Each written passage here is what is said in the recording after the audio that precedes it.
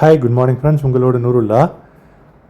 இன்று 14 மே 2026ங்க. துபாயினுடைய international city எனது room இருக்கின்ற பகுதியிலிருந்து எனது அலுவலகம் உள்ள பகுதியான ஊத் மேத்தாவுக்கு கிட்டத்தட்ட ஒரு 25 கிலோமீட்டர் தொலைவு. துபாயினுடைய பிஸியான ஒரு வேலை நாளினுடைய காலை பொழுது, அதுவும் குறிப்பாக அந்த காலையில் எல்லோருமே டியூட்டிக்கு போகிற டைம். அப்போ நம்ம துபாய் இன்டர்நேஷ்னல் சிட்டியிலேருந்து கிளம்பி அப்படியே போயிட்டுருக்கேன் பாருங்கள். துபாய் இன்டர்நேஷ்னல் சிட்டி காலையில் சுறுசுறுப்பாக ஆரம்பித்து கொண்டிருக்கிறது. நிறைய வாகனங்கள், பள்ளிக்கூடத்திற்கு செல்வதற்கான பள்ளி பேருந்துகள், குழந்தைகளை அழைச்சிக்கிட்டு அங்கே நிறையா போயிட்டு வந்துட்டு தான் இருக்குது. பள்ளிக்கூடம் இருந்தாலே பள்ளி பேருந்துகள் டிராஃபிக்கை இன்னும் கொஞ்சம் அதிகமாக்கும். பள்ளிக்கூடம் இல்லாமல் அந்த வெக்கேஷன் டயத்துலலாம் ரோடு வெறிச்சோடி கிடக்குங்க.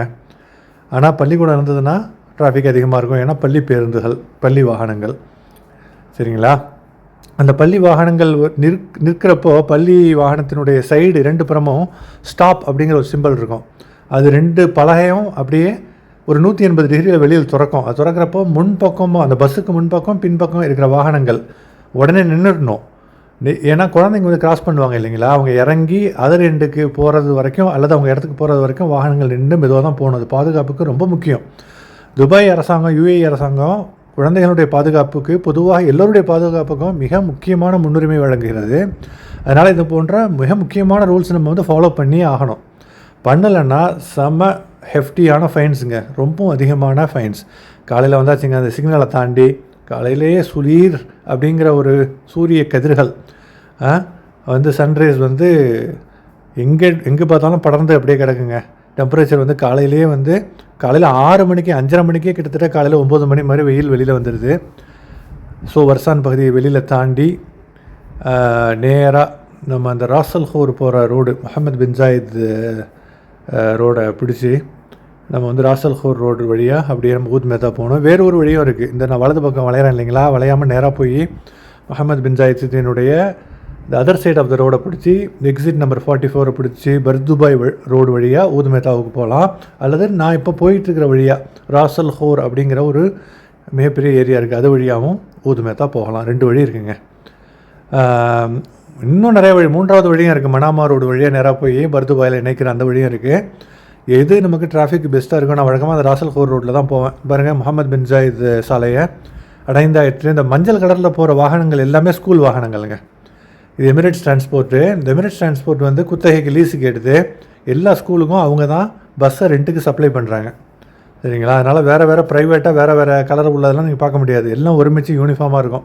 சூரியனை பார்த்தீங்களா தலைவரை? காலையிலே கொளுத்திட்டு இருக்காப்புல பாருங்க. அப்படியே ராசல் ஹோர் அந்த ரவுண்டை போட்டு எடுத்து, ரவுண்டை போட்டு இல்லைங்க, சாரி, எக்ஸிட், ஃப்ரீ ரைட் எக்ஸிட்டை எடுத்து அந்த சாலையினுடைய இடது பக்கமாக இணைந்து ராசல் ஹோர் ரோடை அப்படியே பிடிச்சாச்சுங்க. இந்த இணையிற இடம் ரொம்ப ஜாக்கிரதையாக இருக்கணும். எப்போவுமே ஆக்சிடெண்ட் அதிகமாக நடக்கும்.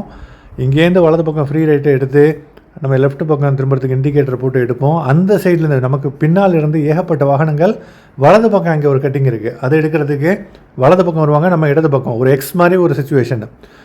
வேகமாக வாகனங்கள் இண்டிகேட்டர்லாம் போடாமல் பாதுகாப்பு இல்லாமல் வந்தால் முடிஞ்சு போச்சு, அவ்வளோதான். ஆக்சிடெண்ட் நிறையா நடக்கும், பார்த்து போகணும். பார்த்தீங்களா?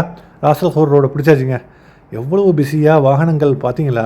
குத்தாக அணிவகுத்து பல லொக்கேஷன்ஸில் உள்ள அலுவலகங்களுக்கு சென்று கொண்டிருக்கின்ற வாகனங்கள். கால நேரத்தில் துபாய் சும்மா சூப்பர் பிஸியாக, சூப்பர் க்யூட்டாக, அவ்வளோ ரோட்ஸ்லாம் க்ளீனாக ஒரு நேர்த்தியான ஒரு ஸ்ட்ரக்சரை இங்கே பார்க்க முடியுது.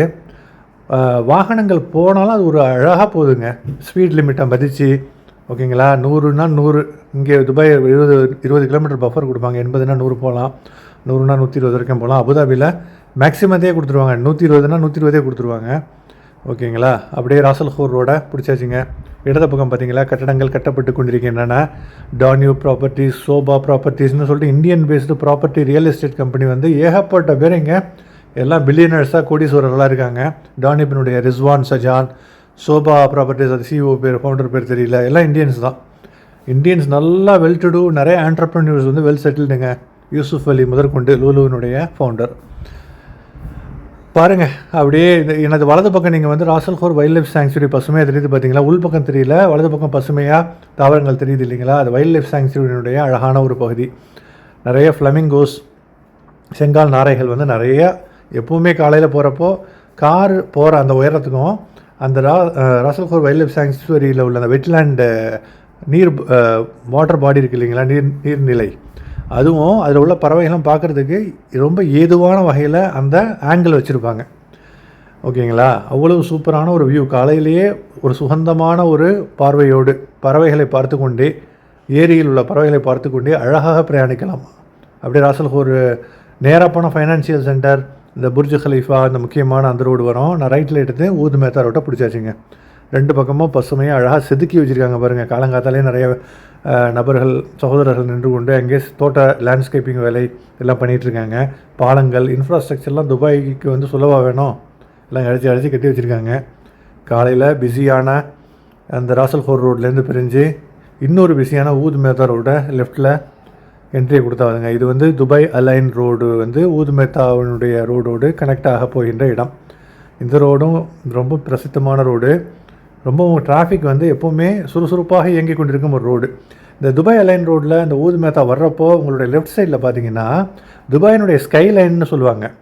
அதாவது துபாயினுடைய வானலாவோ உயர்ந்த கட்டிடங்கள், அந்த புர்ஜ் ஹலீஃபா, ஷேக் ஜாயித் ரோட்டில் உள்ள பெரிய பெரிய கட்டிடங்கள் எல்லாம் பார்க்குறதுக்கு அவ்வளோ கண்கொள்ளா காட்சியாக, அதுவும் க்ளீன் ஸ்கையாக இருந்தால், ஒரு நல்ல ஒரு வானிலையோட எந்த விதமான ஒரு இதுவும் இல்லாமல் இருந்தால், ஒரு ஃபாகியாக இல்லாமல், ஒரு டஸ்ட்டாக இல்லாமல் இருந்தால், க்ளீனான வானம் இருந்தால், அவ்வளோ அழகான அந்த ஸ்கை ஸ்க்ரேப்பர்ஸை, அந்த ஸ்கைலைனை நம்ம ரசிக்க முடியும். வந்தாச்சுங்க. அப்படியே வந்து ஊது மேத்தா ரோட்டில் எல்லா வாகனங்களும் போய் கொண்டிருக்க, நம்மளும் அந்த வாகனங்களுடைய அணிவகுப்பில் சேர்ந்து கொண்டு ஒன்றன் பின் ஒன்றாக அப்படியே போய் கொண்டிருக்கிறோம். ஊது மேத்தாவினுடைய பாலம் இதோ நெருங்கி கொண்டிருக்கிறது, வந்து விட்டதுங்க. பாருங்கள், நெருங்க அந்த ஊது மேத்தாவினுடைய கமர்ஷியல் ஏரியா, மேலே மெட்ரோ ட்ராக்கினுடைய அழகான பாலம், நேராக போனால் இந்தியன் ஸ்கூலு, சர்ச் ஏரியா, லெஃப்ட்டில் வளைஞ்சி தான் இப்போ நம்ம போகிறோம். முக்கியமான சிக்னலு.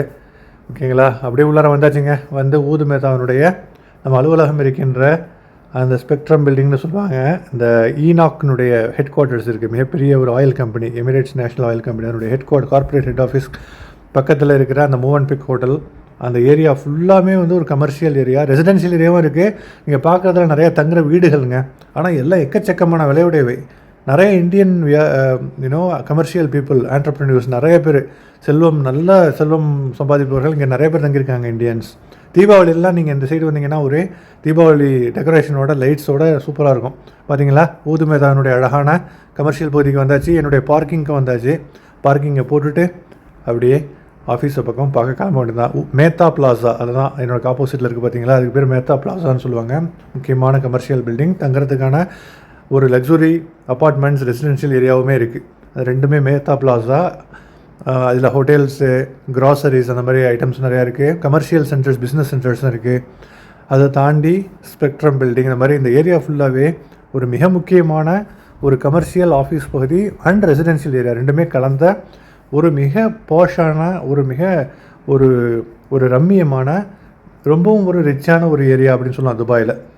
துபாயில் வந்து ஒரு பகுதியும் ஒரு மாதிரி உள்ளதுங்க. ஆக்சுவலாக துபாய், தேரா துபாய், இது வந்து ரொம்ப லக்ஸுரியான சூப்பரான ஏரியா, கமர்ஷியல் ஏரியாங்க. தேங்க்யூ கைஸ் ஃபார் வாட்சிங்.